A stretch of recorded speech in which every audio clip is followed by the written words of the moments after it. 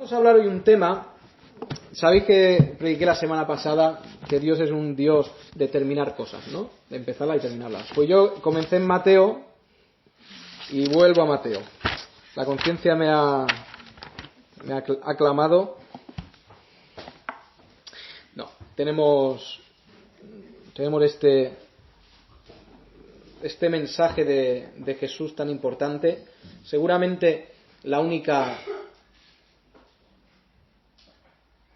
son suposiciones, pero quizá la única predicación que tenemos de Cristo completa, puede ser, no es suposición solamente, pero forma parte muy importante de entender el mensaje de Cristo, entender este sermón del monte. Y vamos eso está en el capítulo 5, en el versículo 27, es donde nos quedamos. Ya vimos la semana pasada, no. Seguramente en mayo o en junio. Dejamos Mateo y leímos y estuvimos mirando Jesús y la ira. Pues esta mañana hablamos de Jesús y el adulterio. El adulterio. Cuando Cristo habla aquí, está denunciando el carácter de los hombres de ese día. El hombre, y es lo que enseña la palabra de Dios, y por eso es lo que creemos, lo que es el hombre, los deseos del hombre no han variado desde que el hombre pisó la tierra. La base de las tentaciones que tuvo Adán, nosotros compartimos la misma base. Idolatría, orgullo, todo eso sigue siendo actual. Lo que es el interior del hombre no ha cambiado, se viste de forma diferente y ahora va en coche o va volando por los cielos, pero el hombre sigue siendo igual. Por eso el tema del adulterio es un tema tan actual hoy como lo fue cuando Cristo habló. El tema del adulterio es actual hoy, pero un sí enorme,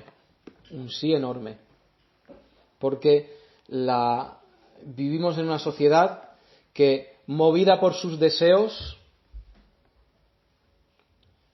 es capaz y ocurre de fallar a los pactos que ha hecho delante de Dios con otra persona y adulterar. Eso, no vivo en un mundo diferente del vuestro, ¿verdad? Se escucha a diario, pues este se ha ido con la otra, o este tiene un amante. Eso es totalmente actual. Vas a internet, tienes páginas web dedicadas a que personas casadas contacten con otras personas casadas. ¿Para qué? Pues evidentemente para cometer adulterio. Hay aplicaciones del móvil, hay páginas en internet, hay lo que queráis no, lo que el mundo quiere, y es un reflejo de lo que es el mundo. Esto no es, siendo de rabiosa actualidad, como dicen en los informativos, es la base del hombre, es lo que el hombre siente dentro de él. Y la sociedad a la que Cristo habló era una sociedad también adúltera. Tan adúltera que cuando un hombre, y por eso un poquito después, los siguientes versículos, Cristo va a hablar del divorcio. En esa sociedad, los hombres, cuando pensaban que la mujer no era lo que debía ser, le daba carta de divorcio. Y Cristo tiene que decirles, esto no funciona así. El que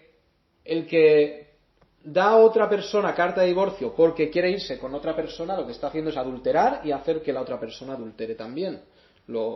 Eso lo veremos, si Dios quiere, la semana pasada. La semana pasada no, lo veremos la semana que viene, si Dios lo permite. Pero el adulterio era el pan de ellos, de cada día. Cuando llegamos a una sociedad como la nuestra, en la cual no hay principios, por los cuales guiarnos, no hay principios, y no digo a nosotros, estoy hablando ahora de los que no conocen al Señor. ¿Qué principios rigen a los que no son salvos y no creen en Dios? Pues normalmente los principios de la conveniencia, ¿no? Lo que me conviene. Lo que me conviene es lo correcto. Si a mí me conviene, si me interesa, si deseo, si quiero estar con otra persona, o estoy con esa otra persona, o me divorcio y voy con la otra persona. Y sabéis, ese problema tan grave, porque es un problema gravísimo, el ser movidos por los sentimientos, el dictaminar que es correcto lo que dicen mis sentimientos, eso es algo que afecta también a los cristianos, ¿sí? Básicamente el mundo va a decir, si yo quiero algo, si algo me interesa o si algo me conviene, es correcto. ¿Qué hace el cristiano? Pues tristemente el cristiano juega igual. Si quiero algo, si me interesa, si siento que es lo correcto, y esto es peligrosísimo, si siento que es lo correcto, lo voy a hacer. Y esto es trágico también. Y sabéis que lo que pasa es que los cristianos van a saber darle las suficientes vueltas a la Biblia como para que parezca que lo que están haciendo es correcto. ¿Me entendéis por dónde voy, verdad? Al final se puede justificar tantísimas cosas con la palabra de Dios cuando quieres hacer lo incorrecto. Esa es la sociedad en la que estamos.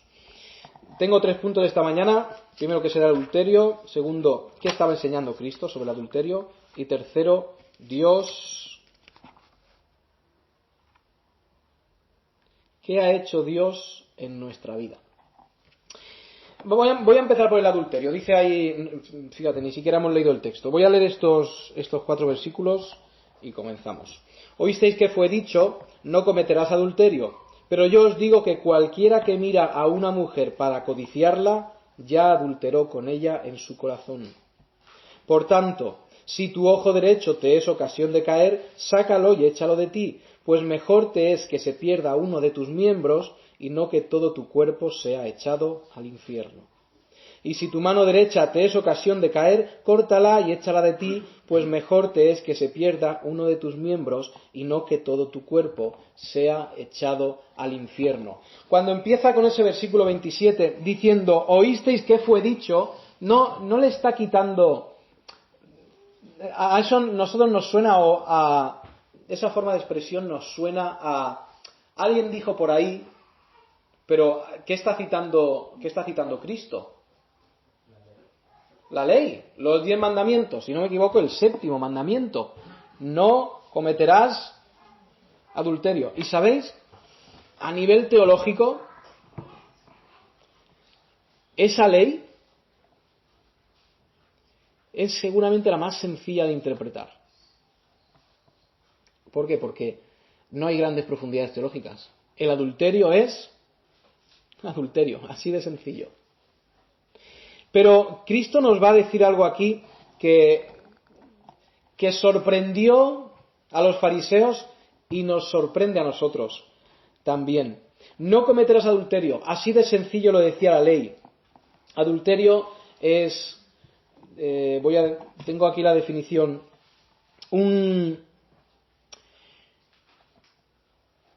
adulterio es una relación sexual voluntaria entre una persona casada y otra que no sea su cónyuge.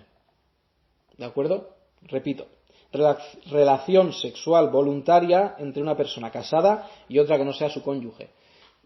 Por eso se descarta una violación, no es adulterio. ¿De acuerdo? No hay la voluntariedad. Pero Cristo dice, oísteis que fue dicho, no cometerás adulterio. Cuando tú tienes una relación, y aquí no quiero complicar lo que es sencillo, pero cuando tú tienes una relación de matrimonio, cuando tú estás en un matrimonio, has hecho un pacto con esa persona, tienes una relación vinculante con esa persona y tú estás con otra persona, estás cometiendo adulterio. ¿Alguna duda al respecto? Esto es clarísimo. Y el adulterio es algo muy serio, pero ¿sabéis? El adulterio llega no solamente a quedarse en lo físico. Es curioso que Dios llama a su pueblo, dice que es un pueblo adúltero, ¿verdad? Y Oseas, Jeremías, entre ellos. En Oseas tenemos esta porción de la palabra donde Dios dice: ve y búscate una mujer adúltera, y conocéis la historia. Y lo que estaba diciendo Cristo, lo que estaba diciendo Dios en el Antiguo Testamento en ese momento, estaba haciendo una comparación entre Israel como un pueblo adúltero. ¿Adúltero a quién? A Dios. ¿Por qué Dios puede decir que el pueblo era adúltero? ¿Existía algún tipo de relación vinculante entre Dios y el pueblo? Sí, Él les había sacado de Egipto, les había comprado, era su Señor. Y Dios lleva más lejos la imagen. Dice: yo soy el esposo e Israel es la esposa. Había una relación vinculante, por eso allí hay adulterio. Fijaos en Santiago, cuando vamos al Nuevo Testamento.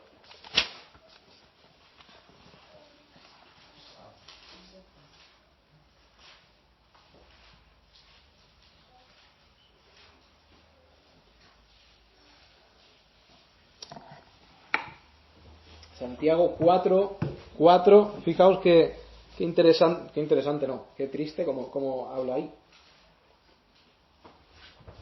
Santiago 4. ¡Oh, almas adúlteras! ¿A quién está llamando almas adúlteras? Está llamando almas adúlteras a los cristianos, a los creyentes. Santiago, en su epístola universal, llama a adúlteros a los creyentes. ¿Por qué? ¿No sabéis que la amistad del mundo es enemistad contra Dios? Cualquiera pues que quiera ser amigo del mundo se constituye enemigo de Dios. ¿Hay alguna relación vinculante entre el creyente y Dios? ¿Sí? ¿Qué relación hay entre el creyente y Dios? Su creador, ¿sí? Su redentor, ¿sí? Su padre, su maestro, su esposo, Cristo. Y aquí el adúltero lo está llevando al campo espiritual. Y está hablando de adúltero, todo es el que es adúltero espiritualmente, todo el que es infiel a Dios. ¿Sí? Esto se entiende. Cualquiera que, igual que en una relación de hombre y mujer, cualquiera que mira fuera deseando lo que hay fuera del matrimonio es adúltero. En la relación, en el adulterio espiritual funciona de la misma manera.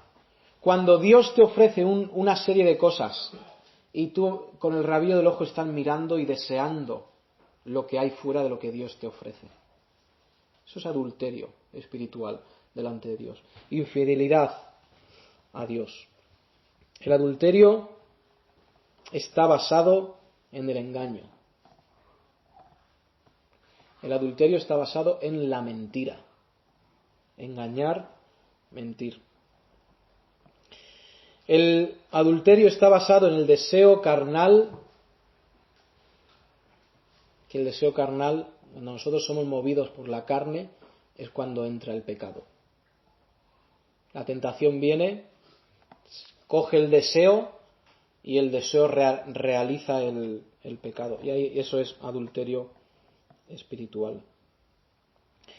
Fijaos qué interesante que Dios dice Cristo dice ahí en Mateo 5: oísteis que fue dicho, no cometerás adulterio.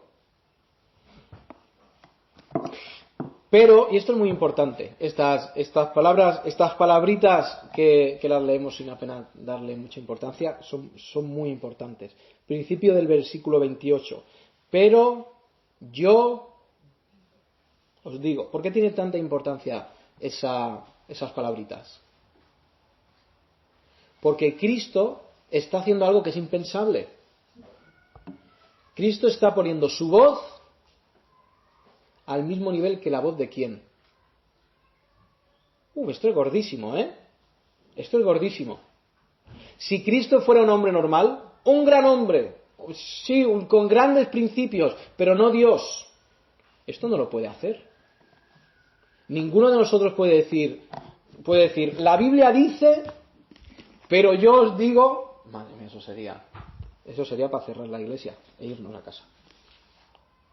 Cristo está haciendo algo que demuestra quién es Él. Y es decir, Dios dijo, pero yo os digo, para que entendáis bien, poniéndose al mismo nivel que Dios, poniendo su palabra al mismo nivel que la palabra de Dios. Y aquí es donde viene la parte sorprendente. Que Cristo hablara sobre el adulterio y dijera no adulteréis, no era relativamente nada nuevo porque ya Moisés había enseñado eso al pueblo. Lo interesante es lo que dice ahora. Yo os digo que cualquiera que mira a una mujer para codiciarla, ya adulteró con ella en su corazón. Fijaos que Dios va a dar aquí otro concepto de pecado. Primero tenemos el concepto de adulterio físico, ¿verdad? ¿Adulterio físico es pecado? Sí. Ahora va a hablar del deseo del adulterio.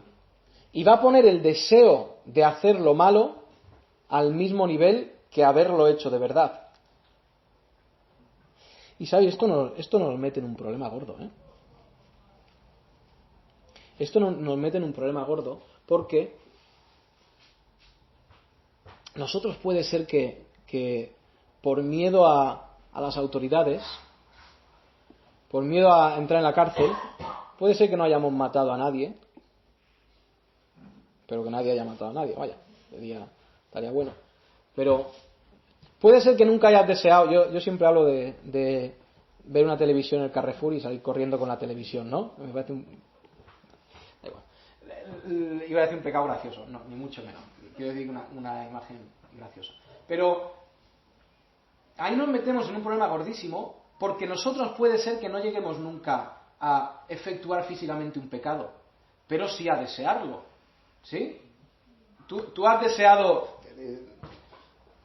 no te voy a decir si has deseado matar a alguien o si has deseado matar a otro miembro de la iglesia, pero ¿tú has deseado hacer algo malo alguna vez? ¿Qué día es el que no deseo yo hacer algo malo, no? Cristo está diciendo, el deseo es tan malo, es tan pecaminoso como hacerlo. Y sabéis, nosotros somos personas llenas de deseos incorrectos. ¿Por qué pecamos? ¿Porque alguien viene con el cuchillo por detrás y nos obliga? No. Pecamos porque lo deseamos, ¿no?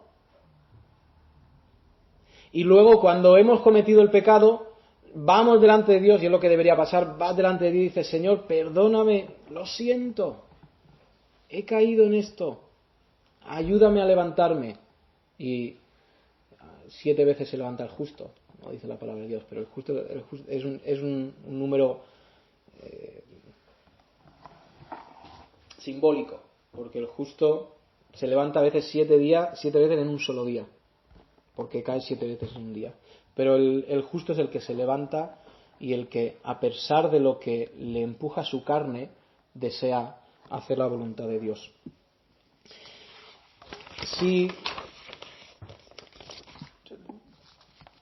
Acompañadme a Romanos 7, y para que entendamos esto de desear el pecado, de ser empujados al pecado. En Romanos 7 tenemos a Pablo, un pasaje muy famoso, en el cual, aunque Pablo esté escribiendo, arroja todo lo que hay dentro de su corazón y dentro de lo que siente. Romanos 7, 19.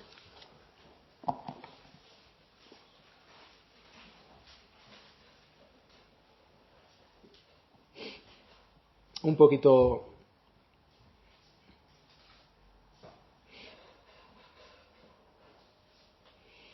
puede ser que encabece ahí la sección, el pecado que mora en mí, y cuando vamos al 14, venga, leo desde el 7, si no perdemos un poco de la panorámica. ¿Qué diremos pues? Romanos 7:7.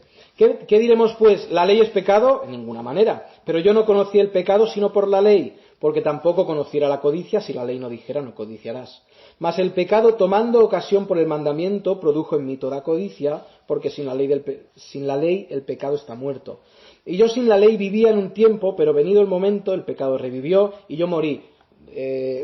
Aquí le está dando ideas vuelta al mismo concepto, ¿de acuerdo? Y hallé que el mismo mandamiento que era para vida, a mí me resultó para muerte, porque el pecado, tomando ocasión por el mandamiento, me engañó y por él me mató. De manera que la ley a la verdad es santa y el mandamiento santo, justo y bueno.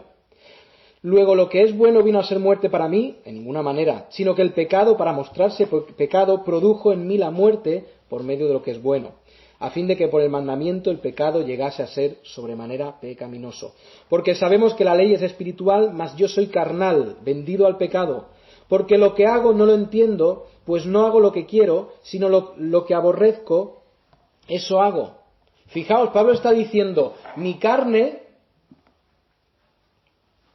una carne por naturaleza pecaminosa, me empuja a hacer el pecado, me empuja a desear el pecado.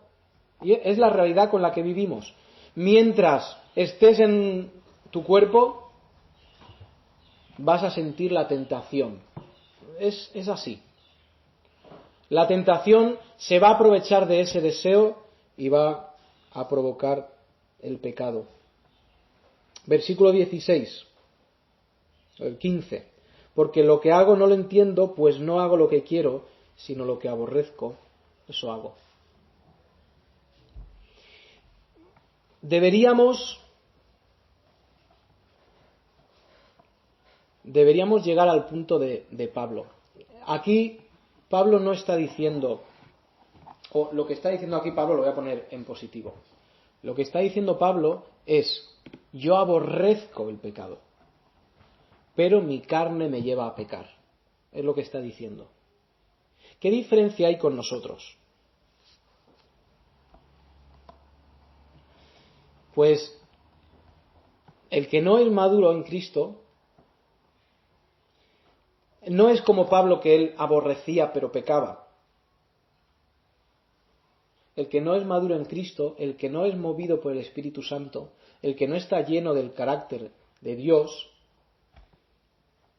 no aborrece el pecado, lo desea y peca. ¿Entendéis la diferencia? ¿Dónde había llegado Pablo?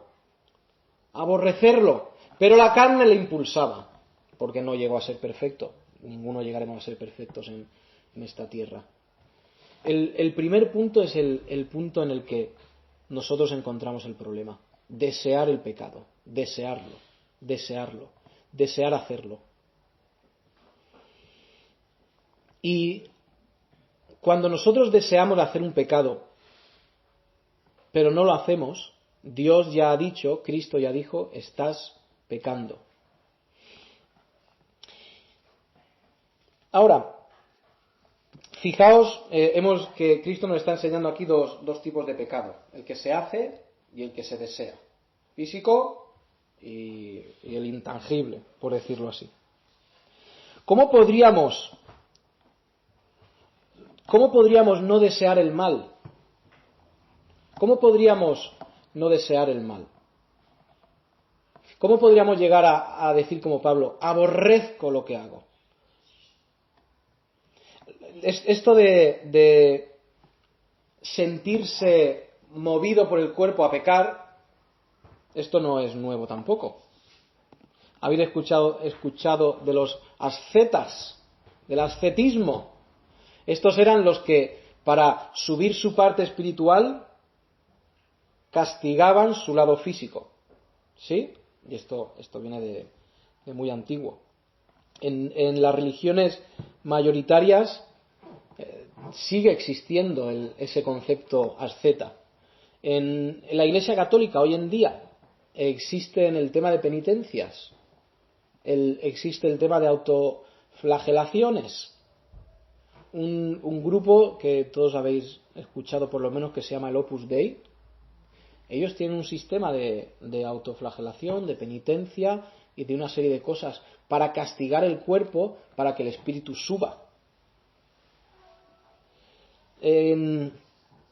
Los musulmanes tienen no he puesto el nombre, pero tienen una costumbre, los musulmanes radicales, de flagelarse también. Vi alguna foto en internet y claro, no es nada bonito para enseñar, porque claro, acaban el suelo lleno de sangre de esta gente dándose en la espalda. Los budistas tienen ramas que son ascéticas también, donde han visto o donde han entendido o han querido entender o han intentado subir el espíritu, ser más espirituales a base de castigar el cuerpo. ¿Es la solución a los deseos de la carne castigar el cuerpo? La respuesta es no. No. Hubo en la historia, no lo he apuntado, y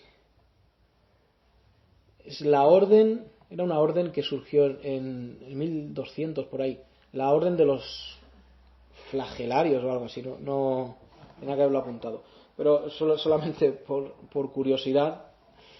Se puso de moda esos días y dicen que hacían procesiones en las cuales iban todos dándose, y dice que algunas procesiones llegaron a ser de 10.000 personas dándose, intentando calmar el deseo pecaminoso de su cuerpo. Pero la realidad es que no lo consiguieron. Vale, pues no hay solución. ¿Cómo llegó Pablo a aborrecer ese pecado? ¿Cómo llegó Pablo a aborrecer el pecado que hacía? Pues ¿sabes qué? Hay que cambiar la naturaleza del hombre. Si su naturaleza es desear el pecado, hay que cambiar la naturaleza del hombre. ¿Se puede cambiar la naturaleza del perro? ¿Se puede cambiar la naturaleza del pez? ¿Se puede cambiar la naturaleza del león, de querer comerse al pobre corderillo? ¿Se puede cambiar la naturaleza del hombre? Fijaos en la segunda carta de Pedro.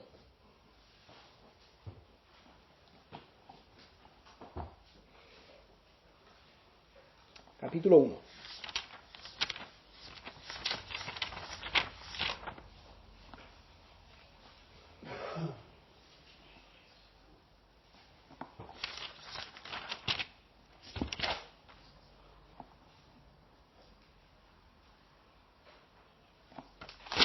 En primera de Pedro, por eso no funciona. Fijaos en el versículo 3. Como todas las cosas que pertenecen a la vida y a la piedad nos han sido dadas por su divino poder, mediante el conocimiento de aquel que nos llamó por su gloria y excelencia, por medio de las cuales nos han sido preciosas y grandísimas promesas, para que por ella llegaseis a ser participantes de ¿qué? Espera un momento. No se puede cambiar la naturaleza del perro. Puedes enseñarle a hacer muchas cosas a un perro, pero no vas a cambiar su naturaleza. Puede a un delfín enseñarle a hacer muchos trucos, pero no vas a cambiar su naturaleza. Pero Dios sí cambia nuestra naturaleza. Yo pregunto, ¿está en la naturaleza de Dios el deseo del pecado?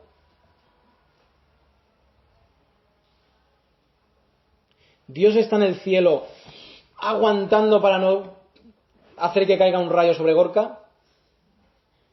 Es que me pone tan mal que lo quiero, pero voy a controlarme. Dios no es así. Dios no está sujeto a pasiones como estamos nosotros sujetos a pasiones. ¿Os acordáis? Y lo he dicho en otro momento usando a Amadeo como excusa. A Amadeo no le gusta el chocolate. Ya lo sabéis todo, ¿verdad? Lo he dicho varias veces. Tú le pones delante a Amadeo una tarta de chocolate ¿La va a querer? ¿Va a tener que controlarse como haría yo para esa tarta de chocolate? No, porque no está, voy a decirlo así, no está en su naturaleza desear el chocolate. Dios es igual. No está en la naturaleza de Dios el estar sujeto a deseos pecaminosos. No está en la naturaleza de Dios.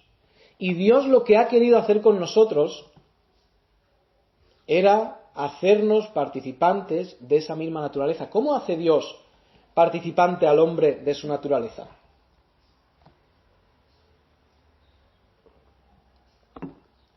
Pregunto. Por medio de apariciones, Dios se aparece a nosotros y... No, por medio de apariciones no. ¿A alguien se le ocurre algo? ¿Cómo nos hace Dios? ¿Cómo nos cambia Dios? ¿Cómo va poniendo Dios su naturaleza, su carácter dentro de nosotros? La palabra es una de las herramientas, pero hay alguien que es el protagonista, el Espíritu Santo. ¿Sabéis? No es... Fijaos, Dios no quiere solamente ponernos una serie de normas de las cuales no hagas esto y serás alguien correcto. Lo que Dios le estaba diciendo es, voy a poner dentro de ti, cristiano, voy a poner mi espíritu, no para que no hagas solamente, sino también para que no desees.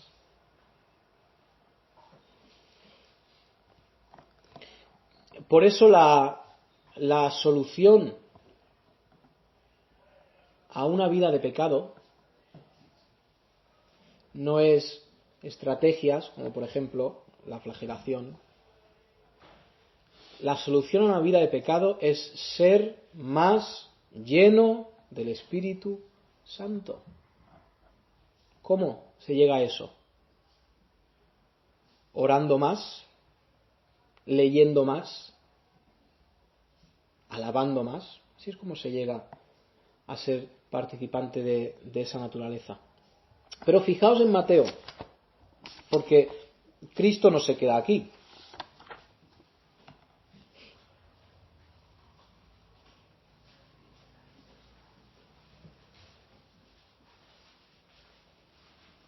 Mateo 5.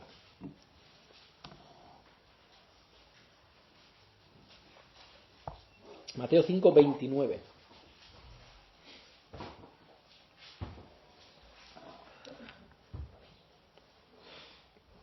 Cristo, después de haber dicho que no solamente el que hace adulterio es adúltero, sino también el que desea hacer adulterio es adúltero, y yo lo he llevado a más campos, esto se aplica a todos los campos del hombre, ¿de acuerdo? No solamente al adulterio, a robar, a matar, a codiciar, todo eso. Pero Cristo va a decir más, va a decir, como esto funciona así, como es pecado desear, por tanto, si tu ojo derecho te es ocasión de caer, sácalo. ¿Cristo está diciendo que nos saquemos un ojo? Pero espera, yo peco todos los días, ¿debería sacarme un ojo? A ver qué sigue diciendo. Sácalo y échalo de ti, pues mejor te es que se pierda uno de tus miembros y no que todo tu cuerpo sea echado al infierno. Fijaos, el siguiente versículo es exactamente igual, pero cambia el ojo. ¿Por qué? La mano. Además, dice la mano derecha, que da igual que sea, daría igual que fuera a la izquierda o a la derecha.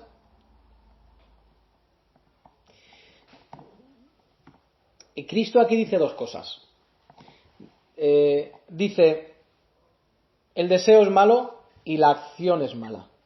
Y los lleva a estos dos versículos. En el primer versículo, en el 29, nos habla del ojo. ¿Y el ojo qué es? El ojo ¿qué hace? ¿Qué hace? No. ¿Qué hace? Desea. ¿Sí? Ahora, no voy a meter... No sé si los ciegos tienen los mismos pecados de deseo. No vamos a ir por ahí. Pero el ojo es el objeto con el cual tú ves, y codicias y deseas. ¿Qué es la mano derecha? Por contrapartida, la mano derecha es con la cual tú haces. Pues te limpias los dientes, te peinas o cambias los canales del televisor.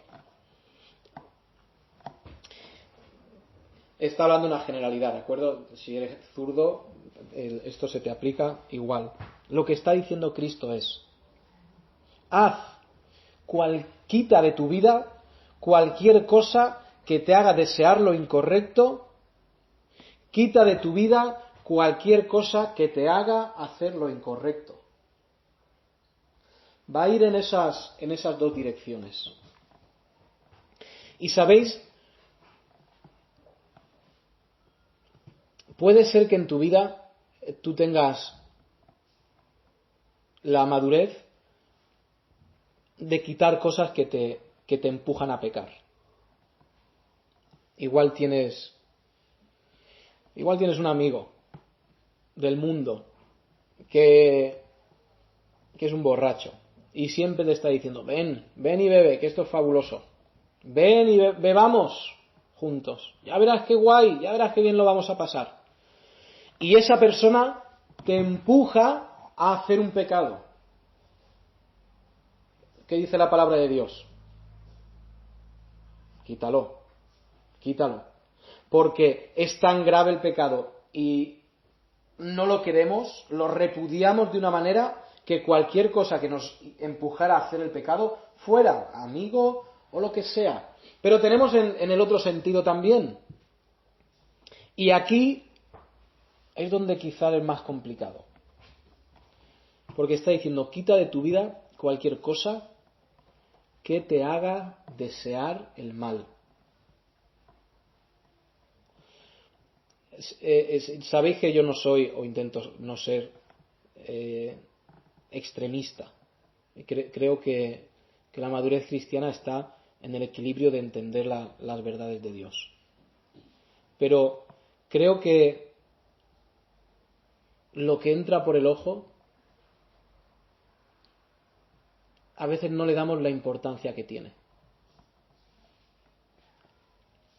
Lo que consumen nuestros ojos, lo que ven nuestros ojos. Hay un pensamiento muy extendido de no pasa nada, ¿no? El no pasa nada ese tan famoso. Pero este versículo está diciendo totalmente lo contrario. Está diciendo sí pasa, hijo. Cuando tú consumes cosas que te hacen desear, aunque no hagas, ¿de acuerdo? Eso lo hemos dejado clarísimo. Aunque no hagas, consumes cosas que te hacen desear hacer el mal, estás teniendo un ojo que te va a llevar ¿dónde? El versículo lo dice aquí muy clarito, ¿no? Es mejor quitar lo que te hace desear el pecado y que eso lo pierdas para siempre, antes que se pierda para siempre el resto, todo lo que tú eres. Y estoy hablando de películas. Estoy hablando de series televisivas.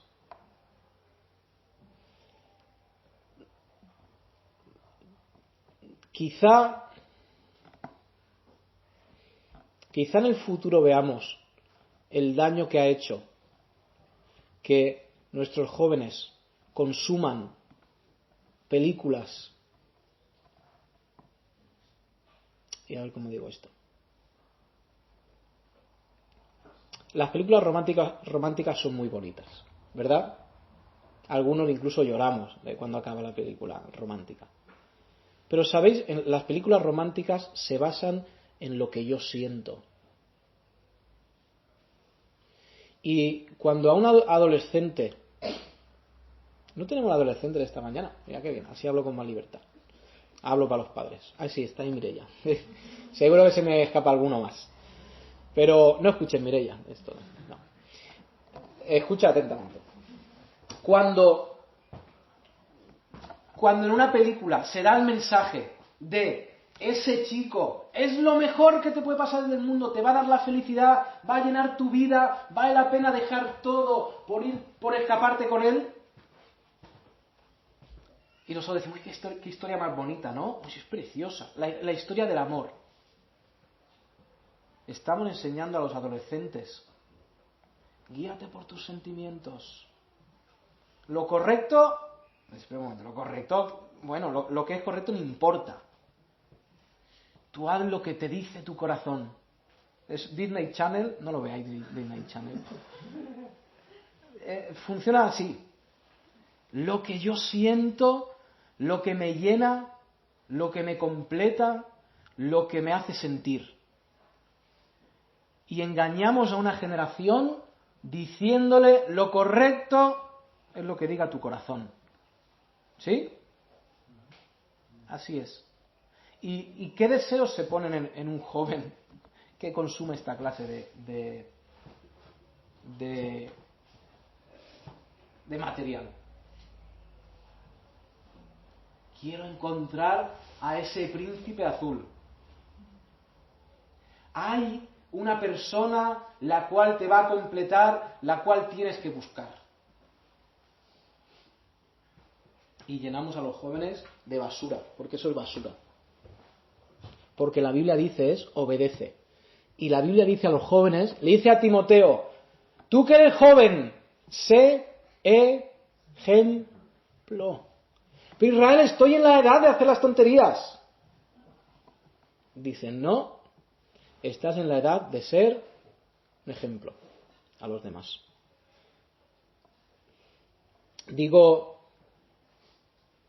He dicho lo de extremista, no quiero que nadie llegue a casa y tire la tele por el balcón. Lo que quiero es que entendamos que no vale todo. No vale todo. Y no pasa nada tampoco vale. Porque estamos moldeando niños. Los que somos padres, estamos moldeando niños. No estamos, nuestro cometido como padre no es entretener niños. No es mantenerlos ocupados a los niños. Es moldear y enseñar. Y necesitamos mucha sabiduría, mucho ojo para no alimentar a nuestros hijos de lo que el día de mañana vayan a demandar y a desear. Poner dentro de ellos deseos que son incorrectos. Meto el dedo en otro poal, como dicen en otro cubo, como dicen en mi tierra.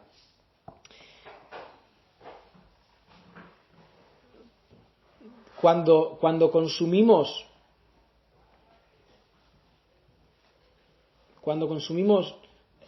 programas que se dedican a hablar de la vida de los demás y de lo maravillosa que es su vida,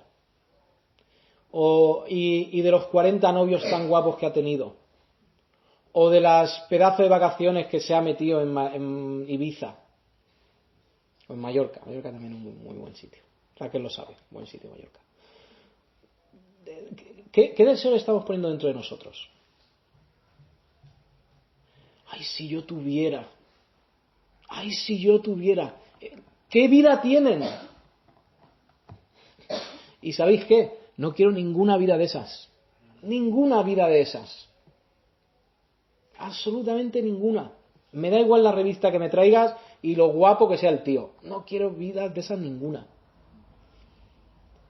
Y cuidado otra vez con lo que consumimos como adultos, porque nos pueden empujar a desear, a desear, a desear. Y, aunque no lleguemos nunca a completar, estaremos pecando.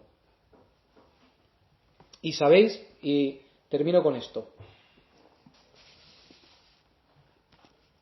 y quizá es lo más duro de asimilar que voy a decir esta mañana, pero ¿sabéis cuál es? Y luego podemos discutir, si tiene ganas de discutir, discutimos un poco. ¿Sabes cuál es el primer adulterio espiritual del cristiano? no desear, ¿qué? A Dios. Ese es el principio, la base del adulterio espiritual. Tener algo que Dios nos ha dado, precioso como es ser cristiano, ser hijo de Él, las promesas, las bendiciones, los milagros que vemos en nuestra vida, y estar por el rabillo del ojo deseando.